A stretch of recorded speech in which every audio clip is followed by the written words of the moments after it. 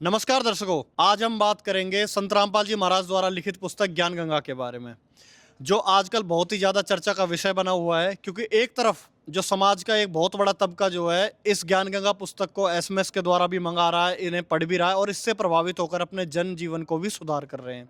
वहीं दूसरी तरफ समाज के कुछ चुनिंदा लोग इस पुस्तक का विरोध कर रहे हैं कि यह पुस्तक सनातन विरोधी है। इस पुस्तक में लिखे हुए कुछ जो प्रकरण हैं उनके ऊपर उनकी आपत्ति है कि हमारे धर्म को हानि पहुंचाते या उनकी भावनाओं को ठेस पहुंचाते हैं। तो आज इसी विषय में हमारे साथ मौजूद है संत रामपाल जी महाराज जी के दो शिष्य युवराज भगत जी और सचिन भगत जी। तो उनसे हम जानेंगे कि जो समाज में आज ज्ञान गंगा को लेके एक भ्रमणा फैलाई जा रही है कि ये पुस्तक सनातन विरोधी है, क्या वाकई यह ज्ञान गंगा पुस्तक सनातन विरोधी है या सनातन हितैषी है, इस विषय पे आज हम चर्चा करेंगे। तो शुरुआत करते हैं। युवराज भगत जी, आप इस विषय में क्या कहना चाहेंगे? जी, बिल्कुल। हम जो जनता है अपने गुरुजी की दया से उनको प्रमाण देंगे कि ये बुक सनातन विरोधी नहीं है, सच्ची सनातन हितैषी पुस्तक है। और सनातन हितैषी है हमारे गुरुजी संत रामपाल जी महाराज। जो सनातन आज डूब चुका है, जो पथभ्रष्ट हो चुका है, आज उस सनातन को संत रामपाल जी महाराज दोबारा से पुनरुत्थान करने लग रहे हैं। और करोड़ों लोगों के अंदर संत रामपाल जी महाराज ने उस सनातन को डाला है। तो आज हम जनता को बताना चाहेंगे अपने गुरुजी की दया से कि उस पुस्तक को पढ़ने के बाद आपको ये पैमाना मिल जाएगा कि सनातन विरोधी क्या चीज़ होती है और सनातन हितैषी क्या चीज़ होती है। बहुत बढ़िया बात की आपने। सचिन जी, आप पूरी तैयारी करके आए हैं आज, क्या आज आप साबित कर पाएंगे कि जो संत रामपाल जी महाराज द्वारा लिखित पुस्तक है ये वाकई सनातन हितैषी है या फिर आज सनातन विरोधी ही रह जाएंगे? देखिए फौजी भाई, संत रामपाल जी महाराज अपने शिष्यों को इतना दया करते हैं, इतना ज्ञान सुनाते हैं, और वो भी शास्त्रों के आधार पे, कि आप कभी भी आइए, इसके अलावा भी कोई कभी टॉपिक होगा आप निसंकोच आइएगा और आपको सभी सवालों के शास्त्रों से जवाब मिलेंगे। क्योंकि जो पुस्तक है ना ज्ञान गंगा, एक्चुअली ये सर्वधर्मेण जो पुस्तक होती है एक, वो है। और आदि सनातन धर्म जो था वो सब धर्मों का जो मिला जुला रूप था वो था, उसी में से कटकर अलग अलग धर्म भी बने हैं। आज संत रामपाल जी महाराज जी ने बीड़ा उठाया है कि सबको एक करना है। जितने धर्मों में समाज बटा हुआ है, जितनी जातियों में बटा हुआ है, जितनी बुराइयों में लग गया है, बुराइयों को दूर करके, कुप्रथाओं को दूर करके संत रामपाल जी महाराज धर्म का भेद भी मिटाएंगे, जाति का भेद भी मिटाएंगे और सबको उत्थान की तरफ लेके जाएंगे। और सनातन धर्म की सबसे उत्तम पुस्तकों में से एक है ज्ञान गंगा। तो दर्शकों, जैसा आपने कहा कि आज ये इस चीज़ को प्रमाणित भी करेंगे कि जो आज समाज में फैली हुई भ्रमणा है वो वास्तविकता में गलत हैं और ऐसा ज्ञान गंगा पुस्तक में कुछ भी तथ्य नहीं है। उससे पहले हम आपको एक वीडियो दिखाना चाहेंगे जिसमें कुछ चुनिंदा लोग इस ज्ञान गंगा पुस्तक का विरोध कर रहे हैं और इसमें लिखे कुछ प्रकरण पे उनकी आपत्ति है। आइए देखते हैं पहले वो वीडियो। क्या दिक्कत आ रहा है भैया? कि पुस्तक में, आइए देखिए, पुस्तक में दिखाते हैं आपको। पुस्तक में इसका पवित्र बाइबल एवं पवित्र कुरान शरीफ में सृष्टि का रचना, ठीक है, 52 नंबर पृष्ठ पे, ठीक है, इसका लोगो देख लीजिएगा। 52 नंबर पृष्ठ आपको दिखाते हैं। हाँ, इसे पढ़िए। पवित्र कुरान शरीफ में इसके अनुसार क्या लिखा हुआ है बताइए ना, वीडियो बन रहा, बता हाँ, पवित्र कुरान शरीफ जो भी सूरत 25 जो भी है, चला जो भी है, ठीक है, इसका भावार्थ है कि हजरत मोहम्मद जी का खुदा प्रभु कह रहा है कि पैगंबर आप काफिरों जो प्रभु की भक्ति त्याग कर देवी देवताओं तथा मूर्ति आदि की पूजा करते हैं, वैसे लोग का कहा मत मानना, क्योंकि वे लोग कबीर को पूर्ण परमात्मा नहीं मानते। आप मेरे द्वारा दिए इस कुरान के ज्ञान के आधार पर अटल रहना। मतलब जो भी मूर्ति का पूजा करे उसको नहीं मानना, उसका पूरा विद्रोह करना। और ये पुस्तक बेचा जा रहा है हिंदुओं को। ये पुस्तक बोलता है, हाँ, जीव हमारी जाति है, मानव धर्म हमारा। कितना बढ़िया लाइन है। अगला लाइन पढ़िए। हिंदू मुस्लिम सिख ईसाई धर्म नहीं कोई न्यारा। लेकिन ये पुस्तक किसी मुसलमान या ईसाई को नहीं बेचा जाएगा, ये पुस्तक बेचा जाएगा हम भोले हिंदुओं को। तो दर्शकों, जैसा आपने देखा कि ज्ञान गंगा पुस्तक में लिखे हुए एक प्रकरण को लेके उनका विरोध है कि इसके अंदर कुरान से कुछ आयतें क्यों ली गई हैं। क्या वाकई जब आप सनातन धर्म की बात करते हैं तो उसमें कुरान कहाँ से आ जाती है? तो युवराज जी, इस विषय पर आप क्या कहेंगे? फौजी भाई साहब, मैं आपको ये बात बताना चाहता हूँ, जो आपने वीडियो दिखाई, इस वीडियो में ये लड़का कह रहा है, जो मुझे तो नहीं लगता कि ये पढ़ा लिखा भी होगा, क्योंकि अगर ये पढ़ा लिखा होता तो इस पुस्तक को ये माथे से लगाता, हृदय से लगाता और इसको लेके जाता। इस पुस्तक में बाहर ये लिखा हुआ है कि जीव हमारी जाति है, मानव धर्म हमारा, हिंदू मुस्लिम सिख ईसाई धर्म नहीं कोई नारा। ये सनातन का पहला कोट है। सनातन धर्म सबको एक करता है, अलग अलग नहीं करता। अगर आप मुस्लिम से चिढ़ते हो तो आप सनातनी नहीं हो, आप ईसाई से चिढ़ते हो तो आप सनातनी नहीं हो। आप सनातनी जब बनोगे जब आप वसुधैव कुटुंबकम की लाइन में आ जाओगे। अगर हम सनातनी हैं और हम वसुधैव कुटुंबकम को मानते हैं तो हम किसी को अलग नहीं मानेंगे, और अगर हम किसी को अलग मानते हैं तो हम सनातनी नहीं हैं। संत रामपाल जी महाराज की ये वाणी है कि जीव हमारी जाति है, मानव धर्म हमारा, इंसानियत हमारा धर्म है, जो सनातन धर्म की पुष्टि करता है। दूसरी बात मैं आपको ये कहना चाहूँगा, इसने बताया कि इसमें कुरान का लिखा हुआ है, और कुरान की एक आयत पढ़कर ये बता रहा है कि इसमें लिखा हुआ है कि जो एक अल्लाह की भक्ति ना करके अन्य मूर्तियों की पूजा करते हैं वो काफिर है, क्योंकि वो अल्लाह कबीर को भगवान नहीं मानते। तो कुरान ज्ञानदाता उसमें ये कहने लग रहा है कि आप उन काफिरों की बात मत मानना, आप मेरे इस ज्ञान पे दृढ़ रहना और अटल रहना, और ये मानना कि कबीर ही भगवान है। और वास्तव में ये सच्चाई है। सबसे पहली बात तो मैं आपको ये क्लियर कर देना चाहता हूँ कि इस ज्ञान गंगा पुस्तक में कुरान का ज्ञान नहीं है। इस ज्ञान गंगा पुस्तक में आदि सनातन का ज्ञान है। कुरान की कुछ आयतें लेके इसमें यह स्पष्ट किया हुआ है कि जो मुस्लिम समाज आदि सनातन धर्म से भटका हुआ है, कुरान के ज्ञान से भटका हुआ है, उनको ये बताया जा रहा है कि आज जो मुस्लिम समाज मज़ारों की पूजा कर रहा है, ताबूतों की पूजा कर रहा है, अन्य मस्जिदों में, अन्य कब्रों में भटका हुआ है, वो एक अल्लाह की भक्ति ना करके और अन्य मूर्तियों की पूजा करने में लगे हुए हैं, वो भी काफिर है। हमारे पुराणों में ये बताया हुआ है, भागवत पुराण में, देवी पुराण में, गरुड़ पुराण में, कि मूर्ति, पत्थर की मूर्ति, लकड़ी की मूर्ति, इनमें भगवान नहीं है।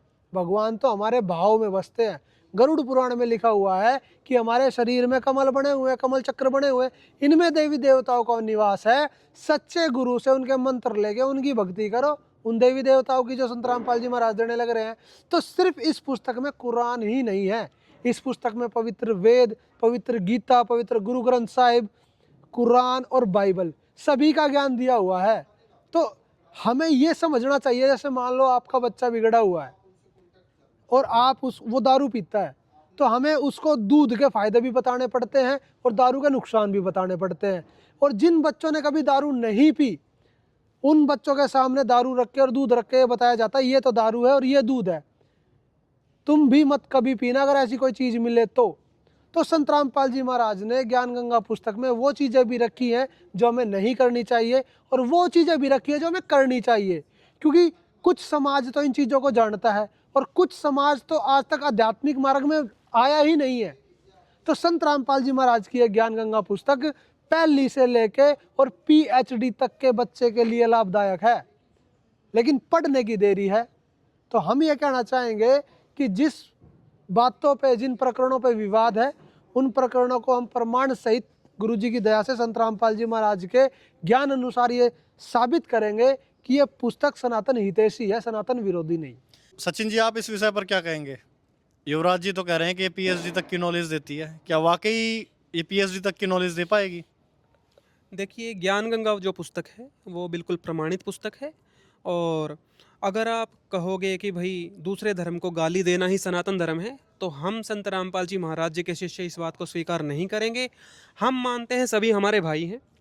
अगर आप उनको कुरान के ज्ञान से समझा के और उस सत्य भक्ति पे लगा दोगे जो आदि सनातन धर्म से शुरू से चली आ रही है, तो इसमें बुराई क्या है।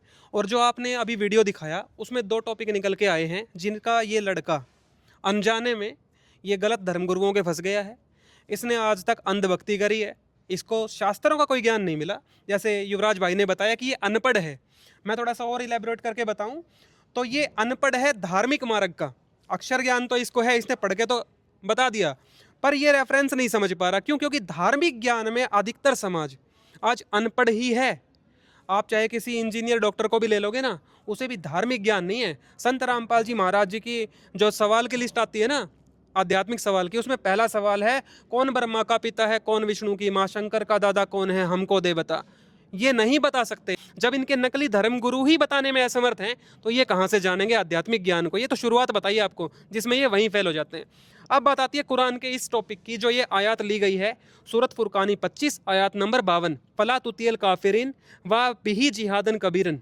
इस पे 2 पॉइंटों पे इस लड़के ने सवाल उठाए हैं, और आज इस वीडियो में आपके माध्यम से हम समाज तक इन दोनों सवालों के बिल्कुल शास्त्रानुकूल जवाब देंगे। पहला सवाल है कि हमारी देवी देवताओं के बारे में बोला है कि देवी देवताओं को भक्ति करने वाले गलत भक्ति कर रहे हैं। दूसरा सवाल है कि मूर्ति पूजा करने वाले गलत भक्ति कर रहे हैं। इन दोनों को आज आपको शास्त्रों के अनुसार प्रमाणित करके बताएंगे कि संत रामपाल जी महाराज जी ने जो कुरान से भी रेफरेंस दिया है, वो रेफरेंस हम आपको सारे हिंदू धर्म के शास्त्रों से भी दिखाएंगे कि वो बिल्कुल सही लिखा हुआ है, और कुरान का अध्यात्म ज्ञान है वो हमारे सनातन के अध्यात्म ज्ञान से भी मिलता है, और सबको एक परमात्मा की भक्ति करके ही मोक्ष प्राप्त होगा। पूरे विश्व में एक मानव पंथ रहेगा, और कोई ना जाति ना कोई धर्म अलग रहेगा। जीव हमारी जाति है, मानव धर्म हमारा हिंदू मुस्लिम सिख ईसाई धर्म नहीं कोई न्यारा। इस काल ने हमें इस कलयुग में विभाजित कर दिया। कलयुग से पहले आप पिछली हिस्ट्री देख लीजिए, अपने इतिहास बहुत लंबे चौड़े हमारे पास रखे हैं।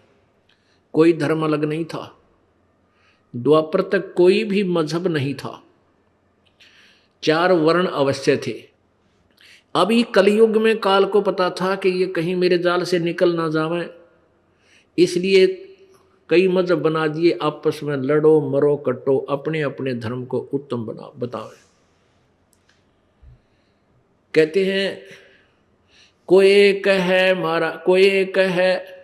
मारा राम बड़ा है, कोई एक है मारा राम बड़ा है, कोई एक है खुदाई रे, कोई एक है ईसा मसीह बड़ा है, ये बाटा रहे लगाई रे, कोई कहे ईसा मसीह बड़ा है। कहते इस प्रकार ये अलग अलग से बाटे बैठे हैं। कोई नो कहे हमारा राम बड़ा है, दूसरे कहे हमारा खुदा बड़ा है, कोई कहे ईसा मसीह बड़ा है। कहते नो बाटे बैठे अलग अलग से। बिल्कुल, बस ऐसा है कि शब्दों का फर्क है। कुरान में उसको काफिर बोला गया है जो एक भगवान की भक्ति ना करके अन्य देवी देवताओं की पूजा करते हैं। पुराणों में उसे गधा बोला गया है कि जो मूर्तियों में भगवान ढूंढते हैं ना और सच्चे गुरु के पास नहीं जाते, उसको गधा कहा गया है।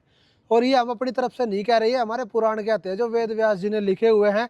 अगर गाली बकनी है, विरोध करना है, तो वेद व्यास जी का करना, हमारा नहीं, क्योंकि हम तो बस पढ़ के बताएंगे। युवराज जी, जो आप बात कह रहे हो कि मूर्ति पूजा करने वाले गधे हैं, तो इस चीज का भी आप रखना कि दर्शकों को प्रमाणित भी करना। आपको अभी दिखा देंगे, क्योंकि इस बात को सुनते ही मुझे खुद हंसी आ रही है कि मूर्ति पूजा करने वाले गधे हैं, तो करोड़ों ऐसे जन समुदाय है जो अपने आप को सनातनी कहते हुए भी आज भी मूर्ति पूजा करता है, तो मतलब वो सारे गधे हो गए। देखो जी, सबसे बड़ी बात ये है कि हमारे शास्त्रों में लिखा हुआ है कि जो शास्त्रों की बात नहीं मानता ना, वो मूर्ख आदमी है। और मूर्ख को हमारे हरियाणा में गधा कहा जाता है। असली वाला गधा नहीं, लेकिन गधे जैसी बुद्धि रखने वाला गधा। क्योंकि जो हमारे शास्त्रों के अनुसार ही नहीं चलता, उसको कुछ मिलेगा नहीं। और जिसको मिलता ही नहीं और व्यर्थ का प्रयत्न करता है, मिलना जाना कुछ है नहीं और मेहनत 24 घंटे की, तो उसको गधा कहा जाता है। तो ऐसे ही इन शास्त्रों को ना समझ कर और सिर्फ मूर्ति पूजा में लगे रहना, उनको गधा कहा गया है। हम नहीं कह रहे, ये पुराण कहते हैं। और दूसरी बात, आपको एक बात और स्पष्ट कर देना चाहता हूँ, संत रामपाल जी महाराज मूर्ति के विरोध में नहीं है। संत रामपाल जी महाराज ये बताते हैं कि मूर्ति पूजा गलत है, मूर्ति के आश्रय रहना गलत है। मूर्ति, अब जैसे मूर्ति है, भगवान की मूर्ति है, हमारे लिए आदरणीय है। हम जिस भी भगवान की मूर्ति है उसको नमस्कार करते हैं, उससे हमें उनके गुणों का लाभ मिलता है, उसके गुणों की याद आती है कि भाई ये भगवान ऐसे थे। लेकिन मूर्ति को धोख लगाना, मूर्ति की पूजा करना, मूर्ति को भोग लगाना, ये गलत बोला गया है। सच्चे गुरु की शरण में जाओ, जिसकी मूर्ति की आप पूजा कर रहे हो, जो वो मूर्ति वाला भगवान है, उसके मंत्र प्राप्त करो और फिर जैसे शास्त्र कहते हैं वैसे भक्ति करो, वो मूर्ति वाला देवता ही आपको मिल जाएगा। फिर उससे बातें भी करना और लाभ भी लेना। तो संत रामपाल जी महाराज उस मूर्ति के पूजक को, मूर्ति के पूजने वाले को ये कह रहे हैं कि आप मूर्ति के भरोसे मत रहो, आप सच्चा गुरु बनाओ, जब आपको वो मूर्ति वाला भगवान मिलेगा। जैसा आपने भी बताया कि संत रामपाल जी महाराज मूर्ति के विरोध में नहीं है, मूर्ति पूजा के विरोध में। उम्मीद है दर्शकों को इससे कुछ समझ मिली होगी। इसके लिए हम आपको एक वीडियो दे रहे हैं, इसी टॉपिक के लिए हम आपको वीडियो दे रहे हैं, ये लगा देना संत रामपाल जी महाराज जी के विचार मूर्ति के बारे में। हमारे को कोई किसी ने कुछ भगवान बता दिया, एक मिट्टी का रख दिया कोई खिलौना सा, ये तेरा भगवान, हमने वो ही मान लिया, क्योंकि हमें परमात्मा की चाह थी, आज भी है। अब जैसे मूर्ति रख दी भगवान की, श्री कृष्ण जी की, विष्णु जी की, तो हमने स्वीकार कर लिया। विष्णु जी के गुणगान उन्होंने सुनाए, हमें मान लिया। कहाँ से सुनाए उन्होंने विष्णु जी और ब्रह्मा शिव जी के गुणगान, गुण कहाँ से सुनाए? विष्णु पुराण से विष्णु जी के, शिव पुराण से शिव जी के। तो किसी ने बताया कि भगवान की मूर्ति है, इसी की पूजा से तेरा मोक्ष हो जाएगा, हमने वो भी शुरू कर दिया। ये भूल थी, ये गलत था। मूर्ति बुरी नहीं, मूर्ति की पूजा गलत है। मूर्ति का होना अनिवार्य है। मूर्ति से हमें प्रेरणा मिलती है। जैसे हम किसी सूरवीर की मूर्ति देखते हैं, चित्र देखते हैं, और उनके गुणों से हम परिचित होते ही हैं, तो गुणों से परिचित होने से उसकी मूर्ति देखते ही हमारे अंदर भी वैसा ही भाव बन जाता है। जैसे हम सेब की मूर्ति देखते हैं, आम का चित्र देखते हैं, आम की मूर्ति देखते हैं, तो हमारे अंदर उसके गुणों का ज्ञान होते ही उसको पाने की भी इच्छा बढ़ जाती है। तो ऐसे ही जो मूर्ति भगवान की, विष्णु जी की, शिव जी की, कृष्ण जी की, राम जी की, हमारे को हम जिसकी पूजा करते थे वो पूजा नहीं करनी थी, उसकी पूजा से हमें कोई लाभ नहीं होना था मूर्ति की। हमने उस मूर्ति वाले भगवान को पाना है। उस मूर्ति वाले भगवान को पाने से हमें उसके गुणों का, उन गुणों का गुण प्राप्त होंगे, उससे लाभ प्राप्त होगा। जैसे आम की मूर्ति है, सेब की मूर्ति है, हमने उस मूर्ति की पूजा से कोई लाभ नहीं होगा। वो तो इतना ज्ञान करा देगी कि ये सेब है, ये आम है, ये मीठा होता है, इसके ये गुण है। अब मूर्ति वाले सेब को ढूंढना पड़ेगा, ओरिजिनल को, तब हमारा पेट भरेगा। तो कबीर परमात्मा जी मूर्ति के विरोधी नहीं थे, मूर्ति पूजा के विरोधी थे। इन ढीठ लोगों ने हमें इतना रूढ़िवादी बना दिया कि हम केवल मूर्ति की ही उसी का घंटी वंटी बजा के, उसके तिलक तिलक ला के श्रृंगार करने में लागे रहते। इतने उसके श्रृंगार में लाग गए, इतने ठीक है, खराब हो रही हो तो पोछा मार दे, कपड़ा साफ करके प्रणाम करो मूर्ति को, क्योंकि भगवान को उस मूर्ति को प्रणाम कर, परमात्मा को प्रणाम होता है। ये श्रद्धा हमारी बनती है, भाव बनता है। लेकिन पूजा और सत्कार में अंतर होता है, पूजा और सत्कार में बहुत अंतर होता है। तो ऐसे हमने पूजा नहीं करनी, सत्कार करने से हमारे अंदर विनम्रता बनी रहेगी। भगवान सामने दिखाई दें, जैसे मूर्ति है और सामने भगवान ही आ जाए, तो हमारा वैसे ही भाव रहे जैसे मूर्ति नहीं, ये परमात्मा आखड़े हुए। लेकिन लाभ मिलेगा भगवान से ही। वो मिलेगा कैसे परमात्मा? उसके पाने की वे ऑफ वर्शिप गीता जी में बहुत अच्छी वर्णित है। जैसे गीता जी अध्याय नंबर 8 के श्लोक नंबर 13 में कहा, गीता ज्ञानदाता ब्रह्म कहता है मेरी पूजा करनी है, मेरा केवल एक ओम मंत्र है, बस, नथिंग एल्स। और 8वें अध्याय के 3 श्लोक में जिस परम अक्षर ब्रह्म के बारे में बताया है उसकी पूजा करनी है, तो 17वें अध्याय के 23वें श्लोक में कहा कि ओम तत्सत इति निर्देश ब्रह्मण त्रिविध समर्थ है।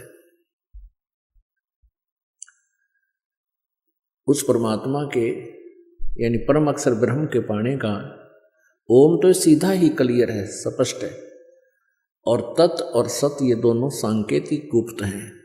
ये दास बताएगा, वास्तविक ये कोड वर्ड है। तो ओम और तत् ये 2 अक्षर मिलकर के सतनाम बन जाता है। ये सतनाम कोई जाप करने का नहीं है। और ये ओम ब्रह्म का जाप है, ये तत् सांकेतिक जो दास बताता है, जिसको सतनाम प्राप्त है उनको पता है, ये परब्रह्म का जाप है, यानी अक्षर पुरुष का जाप है।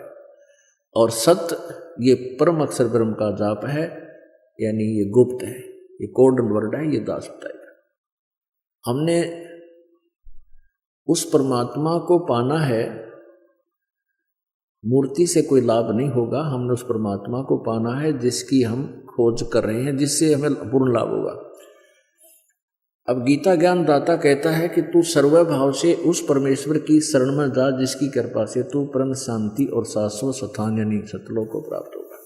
मूल मुद्दे पे वापस आते हैं कि ज्ञान गंगा के अंदर जो आयत ली गई थी उसके अंदर लिखा गया था कि देवी देवताओं की पूजा करने वाले वे मूर्ति पूजा करने वाले मूर्ख हैं, या आप कह सकते हैं कि नहीं करनी चाहिए, सिर्फ एक परमात्मा की भक्ति करनी चाहिए। उस विषय में वो प्रकरण लिया गया। तो इसमें हम चाहेंगे कि आप एक बार दर्शकों को शास्त्रों से प्रमाणित करके वो चीज़ दिखाएं। तो युवराज जी, आप किस शास्त्र से इस चीज़ को प्रमाणित करेंगे वो आप रखें। जी, मैं सबसे पहले आपको एक बात और बता देना चाहता हूँ। ये जो ज्ञान गंगा पुस्तक है, एक बार दर्शकों को भी दिखा हाँ दीजिए। जी, ये पुस्तक है ज्ञान गंगा, मेरे गुरुदेव संत रामपाल जी महाराज द्वारा लिखित। ये पुस्तक सर्व समाज के लिए है। मुस्लिम, ईसाई, सिख और हिंदू और यहूदी और जैनी और बुद्धिस्ट, जितने भी संसार में धर्म बने हुए हैं, सभी के लिए ये पुस्तक है। तो इस पुस्तक में जो कुरान की आयत दी हुई है वो स्पेशली मुस्लिमों के लिए भी है। मुस्लिमों को समझाया गया है उनकी ही कुरान से कि कुरान में ये ज्ञान दिया हुआ है कि एक भगवान की पूजा करनी चाहिए, अन्य देवी देवताओं की या अन्य मूर्तियों की नहीं। देखो, देवी देवता क्या सिर्फ हिंदू धर्म में देवी देवता थोड़ी ना है, मुस्लिम धर्म में भी देवी देवता है। फरिश्ते कह देते आप हैं। उनको फरिश्ते कह लो या देवी देवता कह लो, बात एक ही है कि भगवान को छोड़ के अन्य की पूजा करना वो काफिर का काम है। तो मुस्लिमों को ये संत रामपाल जी महाराज समझाना चाहते हैं कि आप अपने कुरान के ज्ञान को ठीक से समझ लो। उसको समझने के लिए भी कुरान में बताया हुआ है। मोहम्मद जी को कुरान का ज्ञान देने वाला कह रहा है कि आप उस बाखबर संत की खोज करो, वो संत आपको बताएगा, तत्वदर्शी संत, कि उस अल्लाह की भक्ति कैसे करते हैं। अभी तो तुम्हें भक्ति के बारे में नहीं पता। तो ये तो स्पेशली मुस्लिमों को बताया गया है। और हिंदू भाई, सनातनी भाई, जितनी भी हमारी सारी जनता है संसार की, सबको सबके धर्म ग्रंथों से सिद्ध किया गया है कि चाहे तुम वेद वाले हो, चाहे तुम कुरान वाले हो, चाहे तुम बाइबल वाले हो, तुम अपने अपने धार्मिक ग्रंथों को पढ़ के ही समझ जाओ कि वो परमात्मा कबीर है, जो कभी मरता नहीं है, जो हमेशा जिंदा रहता है और जो सारी सृष्टि को रचने वाला है। युवराज जी, एक बात और दिखाएंगे इस पवित्र पुस्तक में। एक बार कैमरामैन से भी गुजारिश है कि एक बार हमारी हेल्प करें। देखिए, ये है पवित्र पुस्तक ज्ञान गंगा। जीव हमारी जाति है, मानव धर्म हमारा, हिंदू मुस्लिम सिख ईसाई धर्म नहीं कोई न्यारा, सबको एक करने के लिए है ये पुस्तक। यहाँ पे सभी धर्मों के चिन्ह भी दिए हुए हैं, देख सकते हैं आप देखिए, ये पवित्र पुस्तक संत रामपाल जी महाराज जी ने लिखी है और इसमें आपको प्रमाणित होगा पूर्ण ब्रह्म कबीर साहेब, जो अल्लाह कबीर भी कहे जाते हैं, वही सबके मालिक हैं। और यही वेदों में भी बताया हुआ है कि उनको कबीर देव कहा गया है। अब आपको दिखाते हैं इसकी टॉपिक लिस्ट। इसमें अगर आप देखोगे तो वो एक टॉपिक को लेके जो हैं अज्ञानी लोग इस पे सवाल उठाते हैं। इसमें इस 52 नंबर पेज पे एक टॉपिक है, पवित्र बाइबल व पवित्र कुरान शरीफ में सृष्टि रचना का प्रमाण। ये सृष्टि कैसे रची थी कबीर परमेश्वर ने, उसका प्रमाण यहाँ पे वो दिखा रहे हैं कि यहाँ पे बाइबल और कुरान का ज्ञान क्यों दे दिया।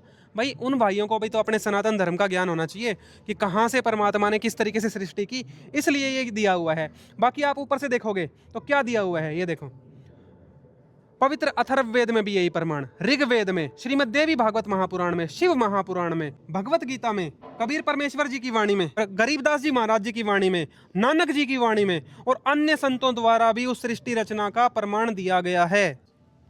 और ये सारे प्रमाण लगाकर संत रामपाल जी महाराज जी ने बहुत ही अच्छी वीडियो बनाई है जो YouTube पे डाली हुई है। आप YouTube पे लिखिए संपूर्ण सृष्टि रचना भाई संत रामपाल जी महाराज। तो जो भी भाई इस सृष्टि की रचना को समझना चाहता है, चाहे वो दुनिया में किसी भी कोने में हो, किसी भी धर्म से हो, वो इस सृष्टि की रचना को समझ सकता है धार्मिक ग्रंथों के अनुसार, और सब धर्म ग्रंथों से ये प्रमाणित है। सचिन जी ने बहुत ही अच्छी बात बताई। मैं एक बात और ये बताना चाहता हूँ कि जैसे मुस्लिम धर्म है, मुस्लिम धर्म को आप वेदों से प्रमाण दोगे वो नहीं मानेगा, सिख धर्म को आप कुरान से प्रमाण दोगे वो नहीं मानेगा। सभी अपने अपने धर्म के ग्रंथ को पूजनीय मानते हैं। इसीलिए संत रामपाल जी महाराज ने इसमें कुरान भी दी है ताकि मुस्लिम इस बात को माने। इसमें गुरु ग्रंथ साहिब की वाणी भी ऐड करी है नानक जी की, ताकि सिख धर्म भी इसको सीरियसली ले।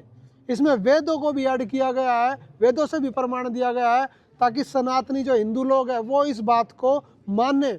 इसमें बाइबल का भी दिया हुआ है कि ईसाई इसको माने।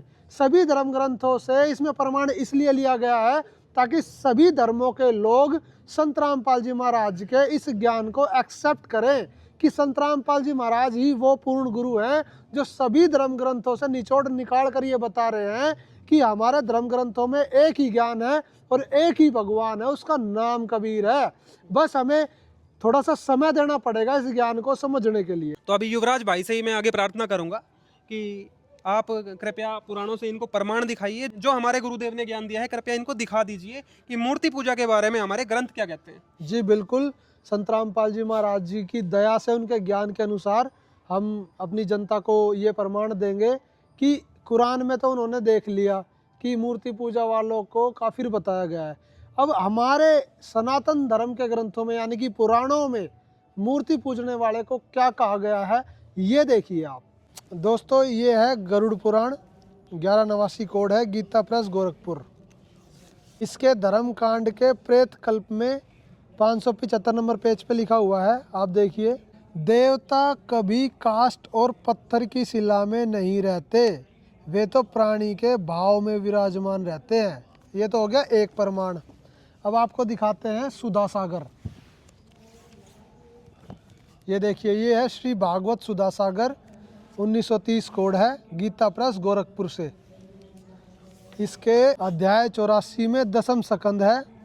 अब इसमें हम आपको पढ़ के बताएंगे। भगवान श्री कृष्ण ने कहा, केवल जल में तीर्थ ही तीर्थ नहीं कहलाते और केवल मिट्टी या पत्थर की प्रतिमाएं ही देवता नहीं होती, मतलब मूर्तियां ही देवता नहीं होती।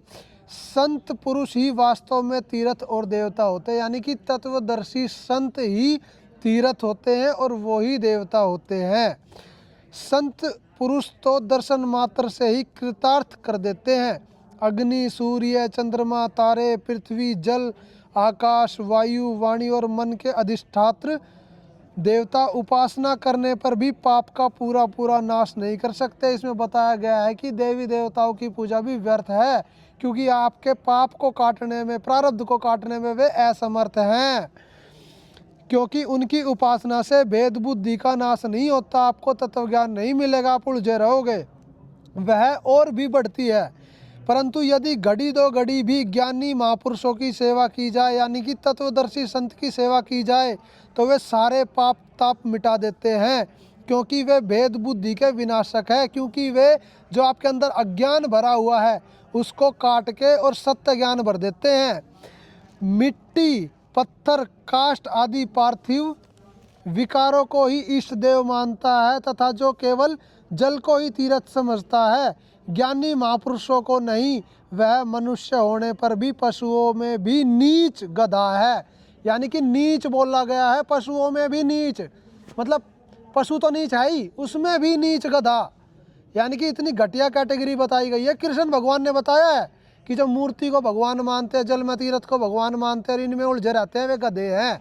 तो फौजी भाई साहब, हमने देखा कि संत रामपाल जी महाराज ने ज्ञान गंगा में क्या लिखा हुआ है, कि कुरान में ये लिखा हुआ है कि जो अन्य देवी देवताओं की मूर्तियों की पूजा करते हैं वो काफिर है। ठीक है, ये बात स्पेसिफिक मुस्लिमों के लिए कही गई है कि जो मुस्लिम अल्लाह को छोड़ के अन्य फरिश्तों की पूजा करते हैं, कब्रों की या मज़ारों की पूजा करते हैं, वो काफिर है। और ऐसे ही भाषा बदल, शब्दों का फर्क है, हमारे सुधा सागर में और गरुड़ पुराण में भी कहा गया है हमारे सनातनियों के लिए। वैसे तो हम ये बात कहते हैं और सोचते हैं सनातनी और मुस्लिम, उस भगवान के लिए तो सभी एक है, तो ये बातें सभी के लिए कही गई है। जैसे गरुड़ पुराण में कहा गया कि काष्ठ और पत्थर की मूर्ति में देवता नहीं होते, स्पष्ट है। तो क्या ये गरुड़ पुराण सनातन विरोधी है? नहीं है ना, सभी इसका आदर करते हैं ना। अब सुधा सागर में भी जिसकी ये 7 दिन तक कथा करते हैं और इसी के नाम पे अपना धंधा चला रहे हैं और इसी के नाम पे खा रहे हैं, और इसी में ही श्री कृष्ण जी ने ये बात बोली हुई है कि जो मूर्तियों की और देवताओं की पूजा करते हैं वो तो गधे हैं, क्योंकि मूर्तियों में तो भगवान होते ही नहीं, लेकिन जो देवी देवताओं की भी पूजा करते हैं उनके भी वो पाप नहीं काट सकते देवी देवता, क्योंकि उनके पास पावर ही नहीं है। ये पावर तत्वदर्शी संत के पास बताई गई है कि वो आपके अज्ञान को हटा के, आपकी उस भेद बुद्धि को हटा के, जो भगवान को आज तक समझ ही नहीं पाया और इन पत्थरों की मूर्तियों में, नहर में, तीर्थों में भटका हुआ है, लेप में भटका हुआ है, उसमें जो ये भ्रम बुद्धि है, इस भ्रम बुद्धि को भी तत्वदर्शी संत हटाएंगे। 1 मिनट युवराज भाई, थोड़ा सा मैं इसमें इलेबोरेट करूंगा इस पॉइंट को। इसमें भेद बुद्धि का जिक्र आया है। फौजी भाई, जो भेद बुद्धि है वो क्या चीज़ है आप समझिए। आप यहाँ पे आए हैं हमारी रिपोर्टिंग करने, आप समाज में जाइए किसी भी गांव में, शहर में, और आप सिर्फ 100 लोगों का इंटरव्यू ले लीजिए, छोटा छोटा बाइट, उनसे पूछिए भगवान कौन है। आपको अगर 20 जवाब ना मिले तो बताना, अलग अलग, डिफरेंट। कोई कहेगा यीशु मसीह है, कोई कहेगा हमारे तो कोई अल्लाह हैं, कोई कहेगा हनुमान जी है, कोई कहेगा राम जी है, कोई कहेगा कृष्ण जी है, कोई कहेगा माता है, और पता नहीं कितने जवाब आपको मिल जाएंगे। अगर आप समाज में जाके पूछोगे तो आपको अलग अलग जवाब मिलेंगे, क्योंकि उन आदमियों के अंदर इन देवी देवताओं को पूज पूज कर, वो भी कैसे, अज्ञानी धर्मगुरुओं के सिखाए हुए, अधूरे ज्ञान पे, बल्कि अज्ञान पे टिक के वो लोग भेद बुद्धि के साथ घूम रहे हैं। उनको पता ही नहीं भगवान कौन है। अलग अलग दिन उनके अलग अलग भगवान होते हैं। मंगलवार को हनुमान जी होते हैं तो सोमवार को शिव जी होते हैं, शनिवार को शनिदेव होते हैं, क्योंकि इनको भगवान का पता ही नहीं। ऐसे तो करोड़ों देवी देवता होते हैं। आपको बता दूं, किस किस की भक्ति करोगे, एक भगवान को छोड़े बैठे हैं।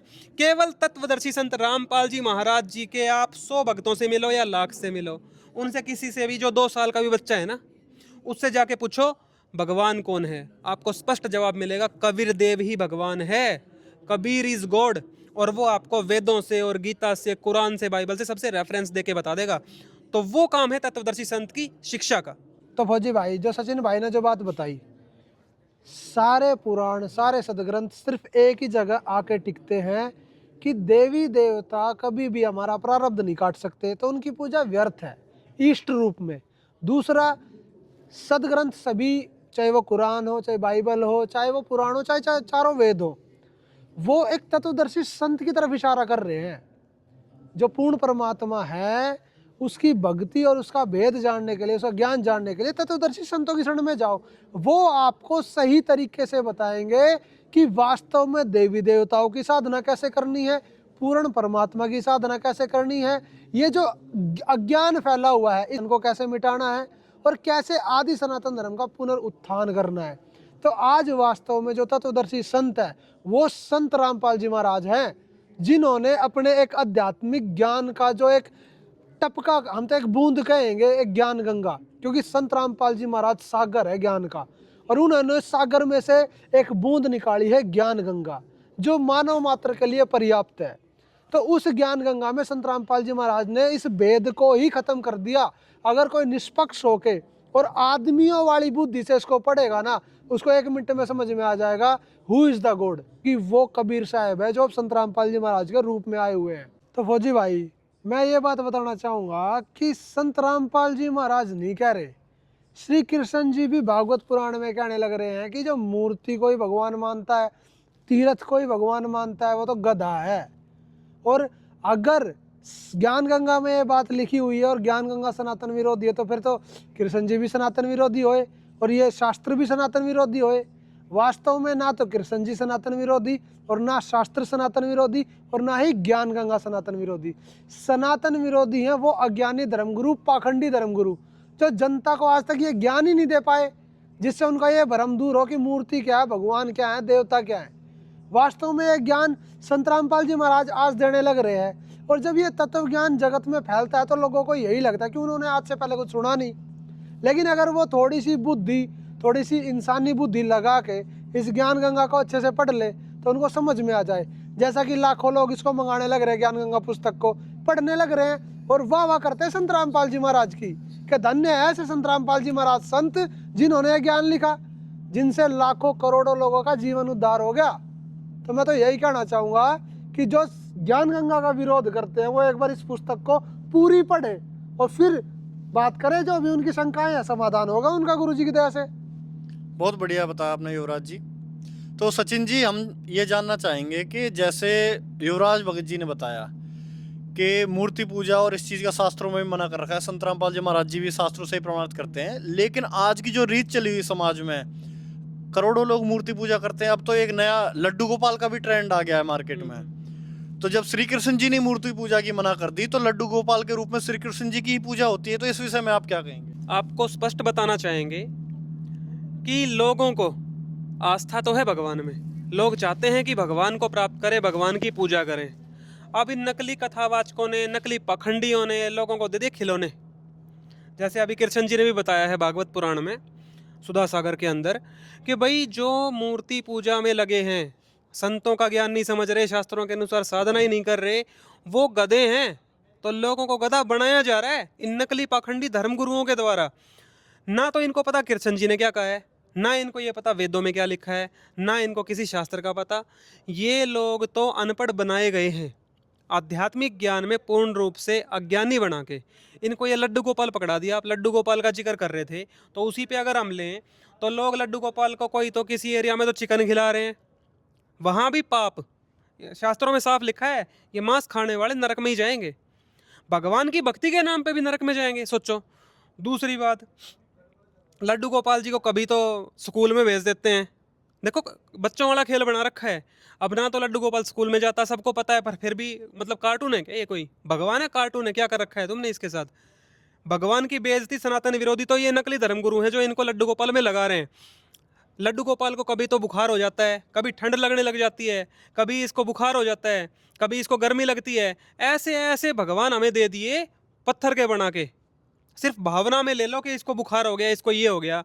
भाई कभी मेरे को तो ये दया आती है कि इन भगवानों को जो ये हाथ में पकड़ के चलते हैं बेचारे इतने भाव से, इनके हाथ से छूट जाए कभी लड्डू गोपाल के हाथ पैर फ्रैक्चर ना हो जाए इनके। मुझे तो ये भी डर लगता है। तब ये लोग क्या करेंगे? प्लास्टर करवा के लाएंगे। तो भाई ये लड्डू गोपाल नाम का जो पाखंड है, मैं कहूँगा कृष्ण जी की बात तो सुन लो। संत रामपाल जी महाराज जी के आप नहीं सुनना चाह रहे थे तो कृष्ण जी की तो सुन लो कम से कम। ये मूर्ति पूजा काट की, पत्थर की और अन्य मेटल की बना के जो आप ये यूज़ कर रहे हो, ये भगवान नहीं होती। हाँ, भगवान का स्वरूप हो सकता है, उसको नमस्कार किया जा सकता है जैसे संत रामपाल जी महाराज जी ने बताया है। तो ये अज्ञानता का ही प्रतीक है और इन लोगों का कसूर नहीं है, ये नकली धर्मगुरुओं का कसूर है इसमें। चलिए, मूर्ति पूजा का टॉपिक तो हो गया क्लियर कि मूर्ति पूजा नहीं करनी चाहिए, सभी शास्त्र इसकी गवाही देते हैं। दूसरा, श्री कृष्ण जी ने भी बताया भाई इनकी इष्ट रूप में भक्ति करने से कोई लाभ नहीं है। फिर दूसरी तरफ ये भी सुनने में आता है, कुछ लोग ये भी कहते हैं कि संत रामपाल जी महाराज ज्ञान गंगा पुस्तक बांट के देवी देवताओं की भक्ति छुड़वा रहे हैं और उनको सनातन के विरुद्ध खड़ा कर रहे हैं। इस विषय पे आप क्या स्पष्टीकरण देना चाहेंगे सचिन जी? फौजी भाई, ये बात बिल्कुल ही गलत है कि संत रामपाल जी महाराज किसी भी देवी देवता के विरोध में हैं। बिल्कुल भी विरोध में नहीं है। ये लोगों की जो है ना मानसिकता कैसे आई है, क्या कि हमारे भारत में धर्म का एक बहुत बड़ा धंधा, एक बिजनेस मॉडल ऑलरेडी चल रहा है और मुझे कहने में गुरेज नहीं है कि राजनीति भी उसमें शामिल है। अलग अलग पार्टियों की राजनीति भी उसमें चली जाती है। मैं किसी पार्टी विशेष का नाम नहीं लूँगा। तो इसमें क्या होता है कि उनका धंधा है सेट। भाई फलाना मंदिर मेरे यहाँ पे है तो यहाँ पे आओ। वैष्णो देवी का मंदिर किसी ने बना रखा है, किसी ने भाई शिव जी के नाम का कोई मंदिर बना रखा है, तो उन मंदिरों में बुला बुला के इन्होंने लोगों को बना दिया अपना पिट्ठू कि आप यहाँ आओ, यहाँ भगवान मिलेगा। संत रामपाल जी महाराज वो स्पष्ट बताते हैं कि देवी देवता शक्तिशाली हैं, वो मुक्त हैं। ऐसा नहीं है कोई उनको रख लेगा, पशु की तरह नहीं है कि कोई बांध के मंदिर में रख लेगा। देवी देवता वहां आपको लाभ देंगे जहां आप उनकी सत्य साधना करोगे, और सत्य साधना उनकी अनिवार्य है। हमारे गुरुजी किसी भी देवी देवता की भक्ति नहीं छुड़वाते। वो कहते हैं हमारी भक्ति की पहली कड़ी ही ब्रह्मा विष्णु महेश देवी और गणेश हैं। सबसे पहले हमारे गुरुजी उन्हीं के मंत्र देते हैं। पर इष्ट रूप में ये देवता पूजनीय नहीं है, इनकी साधना करनी होती है। जैसे हमारे बिजली मंत्री हैं, अब बिजली मंत्री जो हैं उनकी आप पूजा नहीं करते, क्या करते हो? उनको बिजली का बिल देते हो तो आपकी बिजली चालू रहती है। ऐसे ही प्रत्येक देवी देवता के पास कुछ विभाग होते हैं जिनसे इस संसार में हमें लाभ मिलते हैं, और प्रत्येक मनुष्य को वो सारे लाभ चाहिए होते हैं। उसका एक ही तरीका है, ये वाली साधना जो सत्य साधना शास्त्रों में दी हुई है, जो संत रामपाल जी महाराज बता रहे हैं। आपको प्रमाण दिखाएंगे कि ये शास्त्रों में प्रमाणित है ये साधना। तो हम इनका एक तरीके से बिल देते हैं और ये हमें सुविधा देते हैं। हमें देवी देवताओं की प्राप्ति नहीं करनी, हमें मोक्ष प्राप्ति करनी है, हमें परमात्मा की प्राप्ति करनी है। पवित्र पुराणों से इतने प्रमाण मिलने के बाद भी अगर किसी भाई को डाउट रहता है कि पूर्ण परमात्मा की भक्ति क्यों करनी चाहिए, देवी देवताओं से ही पूरे लाभ हो जाएंगे, बिल्कुल नहीं है ऐसा। देखिए, यह है कूर्म पुराण 1131 कोड गीता प्रेस का, और इसमें 5वें अध्याय में आई है, पेज नंबर 41 में देखो बताया हुआ है क्लियर। ब्रह्मा जी, वासुदेव तथा शंकर की काल के द्वारा ही सर्जना होती है, पुनः वही काल इनका संहार भी करता है। यह काल भगवान है। काल भगवान हमारे इन मुख्य देवताओं को भी पैदा करता है और मार देता है। आगे देखो, ब्रह्मा, रुद्र तथा नारायण आदि बहुत होते हैं। ब्रह्मा विष्णु शिव जैसे देवता भी बहुत होते हैं। जैसे एक की मृत्यु हुई तो दूसरे पैदा हो जाते हैं, किंतु भगवान एक ही है जो सबका मालिक है, जो ईश काल तथा कवि कहलाता है। ऐसा वेद का अभिमत है, वो कबीर देव है। यहाँ भी बताया हुआ है, देखो, एको ही भगवान ईशः कालः कबीर इति श्रुति ही, कबीर इति श्रुति ही, अर्थात वह कबीर ही है, ये वेदों का वचन है। तो पूर्ण मोक्ष के लिए आपको यहाँ तक की साधना करनी पड़ती है, देवी देवताओं से शुरू करके पूर्ण परमात्मा तक की, जो सिर्फ संत रामपाल जी महाराज देते हैं। और जैसा कि आपने अन्य शास्त्रों में देखा कि मूर्तियों में देवता निवास भी नहीं करते, ये निवास करते कहाँ पे हैं? हमारे शरीर को हमारे गुरुजी बताते हैं नर नारायण देही कहा गया है। वो इसीलिए कहा गया है क्योंकि इन सब देवी देवताओं का निवास हमारे शरीर के अंदर ही है, भिन्न भिन्न कमलों के अंदर होता है, जिसको जागृत करना होता है भक्ति के लिए। और संत रामपाल जी महाराज ही वो मंत्र देने के अधिकारी हैं, और उन्हीं के पास वो मंत्र हैं जिनसे ये सारे कमल जागृत होके और हमें आगे का रास्ता मिलता है मोक्ष का। आपको प्रमाण दिखाते हैं ज्ञान गंगा के अंदर, जिनको इन मूर्खों ने कभी नहीं पढ़ा। वही पुस्तक है ज्ञान गंगा, और इसमें पेज नंबर 109 पे आ जाओ आप, यहाँ पे पढ़िए आप। हमारे गुरुदेव रामपाल जी महाराज प्रथम बार में श्री गणेश जी, श्री ब्रह्मा सावित्री जी, श्री लक्ष्मी विष्णु जी, श्री शंकर पार्वती जी व माता शेरावाली जी का नाम जाप देते हैं, जिनका वास हमारे मानव शरीर में बने चक्रों में होता है। मूलाधार चक्र में श्री गणेश जी का वास, स्वाद चक्र में ब्रह्मा सावित्री जी का वास, नाभि चक्र में लक्ष्मी विष्णु जी का वास, हृदय चक्र में शंकर पार्वती जी का वास, कंठ चक्र में शेरावाली माता का वास है। और इन सब देवी देवताओं के आदि अनादि नाम मंत्र होते हैं, जिनका वर्तमान में गुरुओं को ज्ञान नहीं है, इन पाखंडियों को। इन मंत्रों के जाप से ये पांचों चक्र खुल जाते हैं। इन चक्रों के खुलने के बाद मानव भक्ति करने के लायक बनता है, ये प्राथमिक भक्ति है। और गरीबदास जी महाराज जी ने भी बताया है, 5 नाम गुज गायत्री आत्म तत्व जगाओ, ओम किलियम हरियम शिरियम सोहम ध्याओ। 5 नाम जो गुज गायत्री है, इनका जाप करके आत्मा को जागृत करो। दूसरी बार में 2 अक्षर का जाप देते हैं, जिनमें एक ओम और दूसरा तत्, यानी कि सांकेतिक गुप्त मंत्र होता है, जिनको श्वास के साथ जाप किया जाता है। और तीसरी बार में सार नाम देते हैं, जो पूर्ण रूप से गुप्त रखा गया है, ये अधिकारी को ही संत रामपाल जी महाराज देते हैं। ये हुई ज्ञान गंगा। अब आपको दिखाते हैं सेम प्रमाण हमारे गरुड़ पुराण में भी दिया हुआ है। ये देखिए, गरुड़ पुराण सारोद्धार है, गीता प्रेस की है, और 14-16 कोड है इसका। इसमें देखिए 15वें अध्याय के अंदर, समस्त ग्रह मंडल इस परमार्थिक शरीर में विद्यमान है, ये नर नारायण देही है। इस प्रकार अपने इस शरीर में समस्त ब्रह्मांड का चिंतन करना चाहिए। और आगे क्या है, यथोक्त क्रम से अजपा जाप करें, जो संत रामपाल जी महाराज दूसरे चरण में दीक्षा देते हैं, उसका भी बताया हुआ है। देखिए डिटेल्स में क्या बताया है।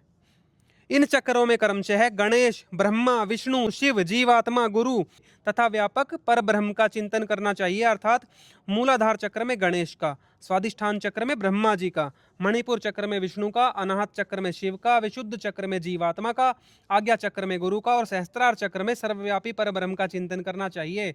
विद्वानों ने एक दिन रात में 21,600 श्वासों की सूक्ष्म गति कही है। और देखिए आगे, शुक आदि मुनि भी अपने शिष्यों को इनका उपदेश करते हैं। ये कोई नई भक्ति नहीं है, शुकदेव भी यही शिक्षा देते थे। विद्वानों को सदा इन चक्रों में देवताओं का ध्यान करना चाहिए, चक्रों में ध्यान करना चाहिए, मूर्ति में, पत्थर में नहीं, वो मना किया हुआ है। सभी चक्रों में अनन्य भाव से उन देवताओं की मानस पूजा करके गुरु के उपदेश के अनुसार अजपा गायत्री का जप करना चाहिए। ये दूसरे चरण की साधना है। इसके बाद ब्रह्मरंध्र में अधोमुख रूप में स्थित सहस्त्र दल कमल में हंस पर विराजमान वर तथा अभय मुद्रा युक्त दोनों हस्त कमलों की स्थिति वाले श्री गुरु का ध्यान करना चाहिए। यानी कि शरीर में जो गुरु रूप में पूर्ण परमात्मा आते हैं, उनका ध्यान करना चाहिए। आगे देखिए, इस प्रकार गुरु के उपदेश से मन को निश्चल बनाए। सारे विकार छोड़ने पड़ते हैं जो संत रामपाल जी महाराज जी के शरण में आते हैं। अपने प्रयत्न से ऐसा नहीं करें, क्योंकि गुरु के उपदेश के बिना साधक का पतन हो सकता है। ये तो हुआ गरुड़ पुराण का प्रमाण। आपको और दिखाते हैं डिटेल में। देवी पुराण में भी साफ बताया हुआ है इसके बारे में। ये देखिए, ये है देवी भागवत महापुराण, 1898 कोड है, द्वितीय खंड है, ये गीता प्रेस का है। इसमें देखिए आप, सप्तम स्कंद के अंदर आप आगे पेज नंबर 189 पे देखिए। इस शरीर में 3.5 करोड़ नाड़ियां बताई गई हैं। उनमें 10 नाड़ियां मुख्य कही गई हैं। उनमें भी 3 नाड़ियों को प्रधान कहा गया है, चंद्र, सूर्य तथा अग्नि स्वरूपिणी। ये नाड़ियां मेरुदंड में व्यवस्थित रहती हैं। चंद्र रूपिणी श्वेत ईड़ा नाड़ी उसके बाईं ओर स्थित है, जो ठंडी सांस होती है। शक्ति रूपा वह ईड़ा नाड़ी साक्षात अमृत स्वरूपिणी है। दाईं ओर जो पिंगला नामक नाड़ी है, वह पुरुष रूपिणी तथा सूर्य मूर्ति है, अर्थात गर्म होती है ये सांस। उनके बीच में जो सर्व तेजोमयी तथा अग्नि रूपिणी नाड़ी स्थित है, वह सुषुम्ना है। संत रामपाल जी महाराज जी ने बताया हुआ है। आगे देखिए, कुंडलिनी के बाह्य भाग में स्वर्ण वर्ण के चतुर्दल कमल का चिंतन करना चाहिए। चतुर्दल कमल का चिंतन करना चाहिए, जो 4 पंखुड़ी का होता है। ऊपर उसके 6 दल वाला उत्तम स्वादिष्ठान पद्म स्थित है। पद्म अर्थात कमल स्थित है। इसके ऊपर नाभि देश में मेघ तथा मणिपुर चक्र है। भगवान विष्णु के द्वारा अधिष्ठित होने के कारण यह कमल उनके दर्शन का महान साधन है। इसके ऊपर अनाहद पद्म है जो 12 पत्रों से प्रतिष्ठित है। उसके ऊपर 16 दलों से युक्त विशुद्ध नामक कमल है। इसे विशुद्ध पद्म यानी विशुद्ध चक्र कहा गया है। इस महान अद्भुत कमल को आकाश चक्र भी कहा गया है। उसके ऊपर परमात्मा के द्वारा अधिष्ठित श्रेष्ठ आज्ञा चक्र है। उसमें परमात्मा की आज्ञा का संक्रमण होता है, जिसे त्रिकुटी कमल कहते हैं। इसी से उसे आज्ञा चक्र ऐसा कहा गया है। वह कमल 2 दलों वाला होता है। इसके द्वारा साधक जरा मरण आदि दुखों तथा भवबंधन से मुक्त हो जाता है, जो संत रामपाल जी महाराज सबको लाभ देना चाहते हैं। योग के बिना मंत्र सिद्ध नहीं होता और मंत्र के बिना योग सिद्ध नहीं होता। अतः योग और मंत्र इन दोनों का अभ्यास योग ही ब्रह्म सिद्धि का साधन है, अर्थात परमात्मा प्राप्ति का साधन है। और ये कैसे होगा? गुरु के उपदेश से ही यह योग जाना जा सकता है, अर्थात तत्वदर्शी संत के बिना यह कोई जान नहीं सकता। इसके विपरीत करोड़ों शास्त्रों के द्वारा भी यह प्राप्त नहीं किया जा सकता, जैसे कि अन्य पाखंडी धर्मगुरु अन्य शास्त्रों को पढ़ के भी भ्रमित हुए बैठे हैं। तो फौजी भाई, जैसा कि आपने देखा कि संत रामपाल जी महाराज जी ने 109 नंबर पेज पे ज्ञान गंगा के अंदर बता के पहले ही दिया हुआ है कि मैं तो पहली भक्ति साधना की जो सीढ़ी है वो देवी देवताओं के मंत्रों से ही शुरू करता हूँ। इसको संत रामपाल जी महाराज ऐसे समझाते हैं, जैसे आप क्लास में एडमिशन लेते हो, स्कूल में जाके बच्चे का करवाते हो, तो पहले वो प्राइमरी पास करेगा। अगर प्राइमरी पास नहीं करेगा तो वो कॉलेज में कभी भी नहीं जा सकता, एमए बीए नहीं कर लेगा वो। तो ऐसे ही देवी देवताओं की भक्ति से ही, देवी देवताओं के इन मंत्रों की साधना से ही भक्ति की असली शुरुआत है। उसके बाद की भक्ति गुरु बताते हैं, और सेम प्रमाण आपको गरुड़ पुराण में दिखाया, उसका सेम प्रमाण आपको देवी भागवत में दिखाया। और देवी भागवत में तो स्पष्ट किया हुआ है कि इन चक्रों के अंदर ही इन देवताओं के दर्शन होते हैं। और ये नकली धर्मगुरु क्या करते हैं? चले जाओ केदारनाथ, भगवान शिव जी के दर्शन होंगे। भगवान शिव जी के दर्शन तो नहीं हुए, लाखों लोग मर गए वहां। ऐसे मरवा देते हैं लोगों को, नकली साधना में फंसा के। जो सही साधना करता है उनको ही देवी देवता लाभ देते हैं। भगवान शंकर भी वहां रक्षा नहीं करने आए, लाखों लोग दब के मर गए केदारनाथ के अंदर। सन 2013 के अंदर इतनी हृदय विदारक घटना हुई थी। तो ये नकली धर्मगुरु हमें ऐसे ऐसे साधना पर लगा रहे हैं जिनसे हमारा जीवन नष्ट हो जाता है। भगवान की प्राप्ति कभी नहीं हो सकती। भगवान की प्राप्ति तो इस शरीर में ही, जैसे आपने देवी भागवत में पढ़ा कि विष्णु जी के मंत्र का जाप करने से विष्णु जी के चक्कर के अंदर आपको उनके दर्शन हो सकते हैं। ऐसे ही अन्य देवी देवताओं के भी दर्शन हो सकते हैं, इन मंदिरों में भटकने से नहीं होते। ये आदि सनातनी जो भक्ति है, ये सिर्फ संत रामपाल जी महाराज बता रहे हैं, और ज्ञान गंगा में भी उसी का प्रमाण मौजूद है, जो इन मूर्खों ने कभी नहीं पढ़ी। संत रामपाल जी महाराज स्पष्ट बताते हैं, जैसे देवी देवताओं की भक्ति के बाद आगे सतनाम की साधना देते हैं, जिसमें ब्रह्म और पर ब्रह्म का मंत्र आ जाता है। उसके बाद सार नाम की साधना है, जो पूर्ण ब्रह्म, उस परम पिता परमात्मा कबीर देव की भक्ति देते हैं। उससे मोक्ष की प्राप्ति होती है। ये 30 वाइज होता है, क्लास बाय क्लास होता है, आगे बढ़ते जाते हो आप। संत रामपाल जी महाराज परमात्मा ने अपनी वाणी में बताया है, कबीर तीनों देवा कमल दल बसे, ये ब्रह्मा विष्णु महेश, प्रथम इनकी वंदना फिर सुन सतगुरु उपदेश। और सेम चीज आज आपको गरुड़ पुराण में भी दिखा दी, देवी भागवत में भी दिखा दी। तो संत रामपाल जी महाराज वास्तविक आदि सनातनी है, बाकी सारे नकली हैं। जैसा आपने प्रमाणित करा और जो आप दावा कर रहे हैं कि संत रामपाल जी महाराज ही आदि सनातनी भक्ति बताते हैं और वही एकमात्र पूर्ण संत हैं, तो सचिन जी, जैसा आपने बताया, युवराज जी आप भी इनके विचार सुने और जो प्रमाण हमने देखे साथ में, कि आपके अनुसार संत रामपाल जी महाराज ही एकमात्र तत्वदर्शी संत हैं या पूर्ण गुरु हैं, और वही आदि सनातनी भक्ति बताते हैं। तो जो अन्य धर्मगुरु हैं, क्या वो ये सनातनी भक्ति नहीं बताते? या जो उनके अनुयायी हैं, क्या वो इस साधना को नहीं करते? देखो जी, सबसे बड़ी बात, आपने शास्त्र पढ़े, संत रामपाल जी महाराज के ज्ञान के अनुसार हमने सारे प्रमाण दिखाए आपको। तो देवी भागवत पुराण में ही देवी जी ये बता रही है कि विष्णु जी के दर्शन करने के लिए उनके चक्रों की साधना करनी पड़ेगी, उन चक्र में वो आपको दर्शन देंगे। अब ये नकली धर्म गुरु अगर ये बात जानते तो क्या जनता को मरवाने के लिए केदारनाथ भेजते, क्या प्रयागराज भेजते? आपने देखा होगा पिछले साल कितनी जनता मरी प्रयागराज में। इसीलिए कृष्ण जी कह रहे हैं कि जो तीर्थ को ही भगवान मानते हैं, देवताओं को, मूर्तियों को ही भगवान मानते हैं, वो तो गधे हैं। क्यों गधे क्या करते हैं? अपने जीवन का नाश करते हैं।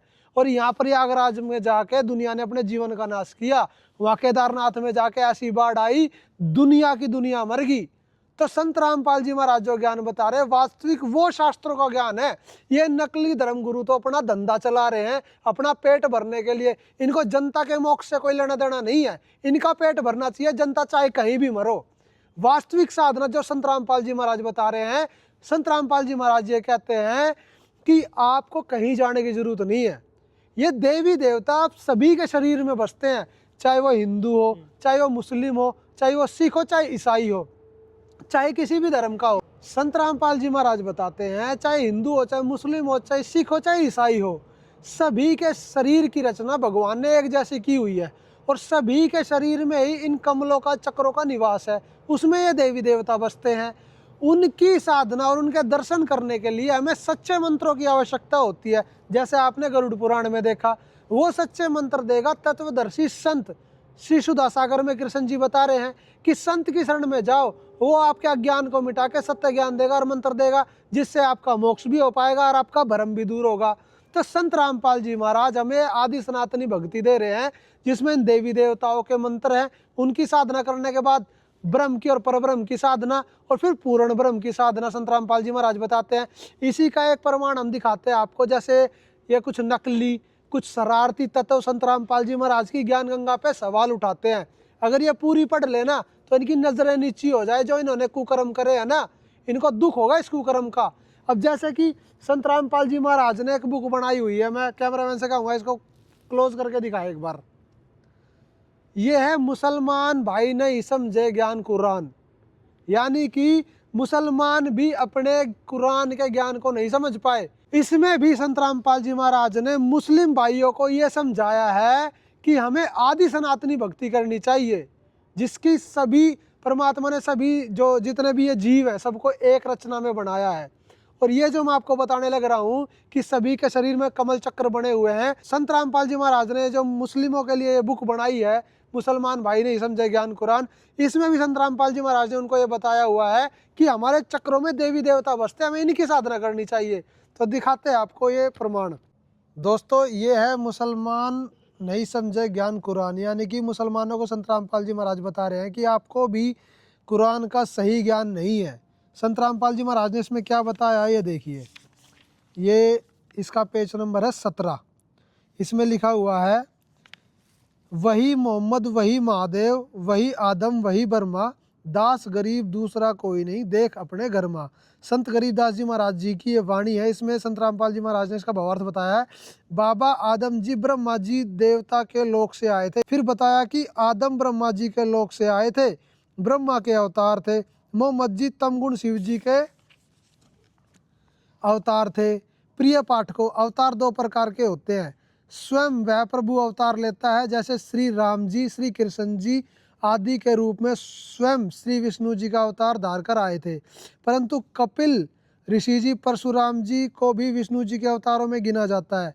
ये स्वयं श्री विष्णु जी नहीं थे, विष्णु लोक से आए देव आत्मा थे।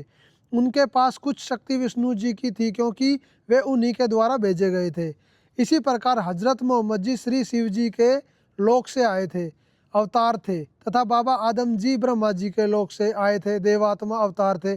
इसी प्रकार ईसा मसीह जी श्री विष्णु जी के लोक से आए, देवात्मा अवतार थे। ईसाई श्रद्धालु भी ईसा जी को प्रभु का पुत्र मानते हैं, प्रभु नहीं। संत गरीबदास जी ने कहा कि यदि आप जी को मेरी बात पर विश्वास नहीं होता तो मेरे द्वारा बताई शास्त्र विधि अनुसार भक्ति साधना करके अपने घर में अर्थात अपने मानव शरीर में अपनी आंखों से देख लो। सर्व धर्मों के मानव स्त्री और पुरुष के शरीर की रचना एक जैसी है। तत्व ज्ञान न होने के कारण हम धर्मों में बट गए। तो देखो जी, ये चित्र बना हुआ है, ये देवी देवताओं के निवास है इन चक्रों में। संत रामपाल जी महाराज सभी को बता रहे हैं, हिंदू मुस्लिम सिख ईसाई सभी को बता रहे हैं कि सभी की रचना परमात्मा ने एक जैसी की हुई है। ये मुसलमान नहीं समझे ज्ञान कुरान, मुस्लिम धर्म को संत रामपाल जी महाराज ये ज्ञान दे रहे हैं। तो दोस्तों, संत रामपाल जी महाराज ने मुस्लिम भाइयों को भी ये आदि सनातनी की भक्ति बताई है। ये देखिए, मूल चक्कर में श्री गणेश जी है, इनका निवास है। स्वाद चक्र में श्री ब्रह्मा जी तथा उनकी पत्नी सावित्री जी का निवास है। नाभि चक्र में श्री विष्णु जी तथा उनकी पत्नी लक्ष्मी जी का निवास है। हृदय कमल चक्र में श्री शिव जी तथा उनकी पत्नी पार्वती जी का निवास है। कंठ कमल में श्री देवी अर्थात दुर्गा जी है। इस कमल की 16 पंखुड़ियां हैं। संगम कमल यह छठा कमल है। ठीक है, इसमें सरस्वती रूप में देवी दुर्गा जी ही निवास करती हैं। त्रिकुटी कमल चक्कर, इसके देवता सतगुरु रूप में परमेश्वर ही है, यानी कि भगवान ही है। अब आगे क्या बता हुआ है? सहस्त्र कमल चक्कर, इसका देवता ब्रह्म है, इसे सर्व पुरुष भी कहते हैं। तो फौजी भाई, संत रामपाल जी महाराज को जो सनातन विरोधी कहते हैं वो एक नंबर के मूर्ख है। संत रामपाल जी महाराज तो आदि सनातन हितैषी हैं। संत रामपाल जी महाराज ही वो संत है जो वसुदेव कुटुंबकम में विश्वास रखते हैं और सारी दुनिया को ये बताना चाहते हैं कि हम ही आदि सनातनी हैं और सारे धर्म आदि सनातन से निकले हुए। जैसे कि आपने संत रामपाल जी महाराज की लिखित पुस्तक मुसलमान नहीं समझे ज्ञान कुरान में पढ़ा। मुस्लिम भाइयों को भी संत रामपाल जी महाराज ये बता रहे हैं कि ब्रह्मा जी के लोक से बाबा आदम आए थे और शिव जी के लोक से मोहम्मद जी आए थे और ईसा जी हैं वो विष्णु जी के लोक से आए थे। हम सभी के शरीर भी ब्रह्मा विष्णु महेश जी से ही बने हैं। हमारी आत्मा के जो जनक है वो कबीर भगवान है और जो शरीरों के जनक है वो ब्रह्मा विष्णु महेश है। तो ये सभी आदि सनातनी हैं। संत रामपाल जी महाराज ने मुस्लिम भाइयों को भी ये बताया हुआ है कि हमारे चक्रों में जो ये देवी देवता बसते हैं हमें इनकी साधना करनी ही पड़ेगी, तभी हमारा मोक्ष होगा, तभी हम उस कबीर अल्लाह, कबीर भगवान, कबीर देव तक पहुंच सकते हैं। कोई उसे अल्लाह कहता है अपनी भाषा में, कोई उसे भगवान कहता है, कोई उसे देव कहता है, कोई परमात्मा कहता है। ये तो भाषा भिन्न नाम है। बाकी उसका नाम वेदों में कबीर देव है, कुरान में उसका कबीर अल्लाह है और गुरुवाणी में उसका कबीर हक्का कबीर सत्य कबीर है। ईसाइयों की बाइबल है उसमें अलमाइटी कबीर कहा गया है। तो कबीर साहब ही पूर्ण परमात्मा है, संत रामपाल जी महाराज ने सिद्ध कर दिया। तो संत रामपाल जी महाराज की जो बुक है ज्ञान गंगा, ये सभी धर्मों के लोगों के लिए है। इसीलिए इसमें कुरान, इसमें वेद, इसमें बाइबल, इसमें भगवत गीता, इसमें 18 पुराण, 6 शास्त्र हैं, ताकि कोई भी लोग भ्रमित ना हो। आज तक इन नकली धर्मगुरुओं की औकात नहीं हुई कि ये मुस्लिमों को ये बोल दे कि तुम सनातनी हो, तुम्हें देवी देवताओं की भक्ति करनी पड़ेगी। आज तक इनकी औकात ये नहीं हुई कि ये ईसाइयों को जाके ये बोल दे कि तुम आदि सनातनी हो, तुम सनातनी हो, तुम भी ये सनातन की भक्ति करो। ये सारे लालची हैं, ये सारे धंधा बना रहे हैं। इनका धंधा खराब नहीं होना चाहिए, चाहे कितनी भी झूठ बोलनी पड़े। लेकिन संत रामपाल जी महाराज आदि सनातनी है, उनको किसी का डर नहीं है, क्योंकि वो खुद भगवान है। वो डरते नहीं है, वो संत हैं, वो समाज को एक शिक्षा, एक दिशा देने के लिए आए हुए हैं, वो सबको एक करने के लिए आए हुए हैं। उनको धन का लालच नहीं, उनको धंधा चलाने का लालच नहीं। वो तो पहले ही कहते हैं, उनके नियम ही इतने खतरनाक है कि कोई नशा नहीं करेगा, कोई पराई बहन बेटी को गलत नज़र से नहीं देखेगा, कोई नशा ला के नहीं देगा, कोई पाखंड नहीं करेगा, कोई भाईचारा खराब नहीं करेगा, कोई जाति पात नहीं मानेगा, कोई भेदभाव नहीं मानेगा। अरे ऐसे नियम बनाने के बाद फिर संत रामपाल जी महाराज कह रहे हैं कि आदि सनातनी भक्ति करो। अगर उनको धंधा चलाना होता तो वो ये कहते कुछ भी करो, बस यहाँ पे आ जाओ, जैसे नकली पाखंडी कहते हैं। लेकिन संत रामपाल जी महाराज कहते हैं कि जो इन नियमों को फॉलो नहीं कर सकता वो यहाँ ना आए, यहाँ जरूरत नहीं है आने की। तो संत रामपाल जी महाराज सच्चे सनातन हितैषी है और संत रामपाल जी महाराज सच्चे हितैषी है इन सनातनियों के, इन मुस्लिमों के, इन ईसाइयों के, इन जैनियों के, इन यहूदियों के, इन सिखों के, इन हिंदुओं के। संत रामपाल जी महाराज है इनके हितैषी, जो दिन रात इनके दुख के बारे में चिंता करके इनको सुखी करने की सोचने लग रहे हैं। इनके सुख के लिए, इनके दुख के निवारण के लिए संत रामपाल जी महाराज जेल में बैठे हैं और हम जैसे कुत्ते संत रामपाल जी महाराज के आदेश अनुसार जा जाके इनकी लाठियां खाते हैं, इनके रोड़े, इनकी ईंट खाते हैं और उनको ये सच्चा ज्ञान बताते हैं कि भाई एक हो जाओ, हम अलग नहीं हैं। अरे जब मुस्लिमों को हम एक करने लग रहे हैं, ईसाइयों को एक करने लग रहे हैं, तो क्या हम हिंदुओं के खिलाफ होंगे? अरे वासुदेव कुटुंबकम संत रामपाल जी महाराज बनाने लग रहे हैं, सतलोक जाएंगे सीधा। लेकिन हमारा जीवन, हमारा शरीर का एक एक कतरा आदि सनातन के लिए समर्पित है। हम संत रामपाल जी महाराज के आदेश अनुसार सारी दुनिया को एक करके रहेंगे, चाहे हमारी जान चली जाओ। इस पाखंड रूपी बुखार को उतारने के लिए एक बार तो सुई का दर्द होगा, लेकिन सारी जिंदगी के लिए ये रोग खत्म हो जाएगा, ये सारी धरती एक हो जाएगी। तो मैं सभी से ये प्रार्थना करना चाहता हूँ कि संत रामपाल जी महाराज की इस आदि सनातनी ज्ञान गंगा बुक को पढ़ो, जानो, समझो, संत रामपाल जी महाराज के इस ज्ञान को अपनाओ और एक हो जाओ। कितने दिन तक लड़ते रहोगे? हमें तो दुख होता है, संत रामपाल जी महाराज को दुख होता है, ये लड़ाइयाँ देख के धर्म के नाम पे हिंदू मुस्लिमों को मार रहे हैं, मुस्लिम हिंदुओं को मार रहे हैं, ईसाई यहूदियों को मार रहे हैं, आपस में लड़ने लग रहे हैं। क्या भक्तों का काम लड़ने का होता है? ज्ञान होने के बाद तो आदमी इतना निर्मल हो जाता है, वो एक पशु को नहीं मार सकता, और यहाँ आदमियों को कत्लेआम होने लग रहा है। ये धर्म नहीं, ये धंधा है। धर्म तो संत रामपाल जी महाराज बताने लग रहे हैं, जनता को समझाने लग रहे हैं। अरे समझ जाओ, संत रामपाल जी महाराज जेल में बैठ के सारी दुनिया को सुखी करने की जो सोच रखते हैं, जो विचार रखते हैं, हम उस विचार के अनुसार अपना जीवन समर्पित कर चुके हैं। तो मेरा आपसे यही निवेदन है कि आप अपने दर्शकों को और सारी दुनिया को ये बता दो कि ये जो बुक है ज्ञान गंगा, ये वास्तव में ज्ञान की गंगा है। जैसे गंगा पवित्र है ना, ऐसे ये बुक पवित्र है। इसमें एक शब्द गलत नहीं है। अगर इसमें एक शब्द गलत हो ना, मैं फांसी चढ़ने को तैयार हूँ अपने गुरुजी के चरणों में बैठ के। लेकिन कोई माई का लाल नहीं है जो शास्त्रों का ज्ञाता है, जिसने वेद पढ़े हैं, जिसने भगवत गीता पढ़ी है, वो इस बुक को गलत नहीं बता सकता। और जो अनपढ़ है, आध्यात्मिक ज्ञान का अनपढ़ है ना, वो इस बुक का विरोध करेगा। तो मेरी तो यही प्रार्थना है, विरोध करो, बुक पढ़ लो पहले और शास्त्रों से मिलाओ। शास्त्रों में ना मिले तो जो तुम्हारा दिल करे वो करो। तो युवराज भगत जी और सचिन भगत जी, जैसा कि दर्शकों आपने देखा कि जो संत रामपाल जी महाराज जी के भगत हैं, इन्होंने शास्त्रों से प्रमाणित करके बताया कि वास्तविकता में जो ज्ञान गंगा पुस्तक के अंदर कोई भी प्रकरण लिया गया है वो शास्त्रों से ही लिया गया है, शास्त्रों के विरुद्ध नहीं है। दूसरा, संत रामपाल जी महाराज जी ने आज तक कोई भी बात करी है या जो भी उन्होंने भक्ति साधना बताई है वो शास्त्रों से प्रमाणित बताई है, और वो वास्तविकता में आदि सनातन भक्ति बताते हैं जो आज के भगत समाज को करनी चाहिए, जो आज का समाज नहीं कर रहा है। तो हम दर्शकों से अनुरोध करेंगे कि जहाँ कहीं भी इस ज्ञान गंगा पुस्तक का प्रचार हो तो आप इसका विरोध ना करें, इस पुस्तक को लें या फिर आप निःशुल्क मंगाएं, इस पुस्तक को पूरा पढ़ें। ऐसा ना हो कि आप किसी 2 लाइन को पढ़ के इसका विरोध शुरू कर दें और लास्ट में आपको पता चले नहीं ये तो वास्तविकता थी, सच्चाई थी, मैंने अनजाने में ये विरोध कर दिया। क्योंकि कई ऐसे भी हमें मिले हैं, जैसा इन भाइयों ने पिछले बार अपना अनुभव शेयर करा था, कि जो विरोध करते हैं और जब इन्होंने पुस्तक पूरी पढ़ी तो उनके आंखों में आंसू थे कि यार ये हमने गलती कर दी, हमें विरोध नहीं करना चाहिए था।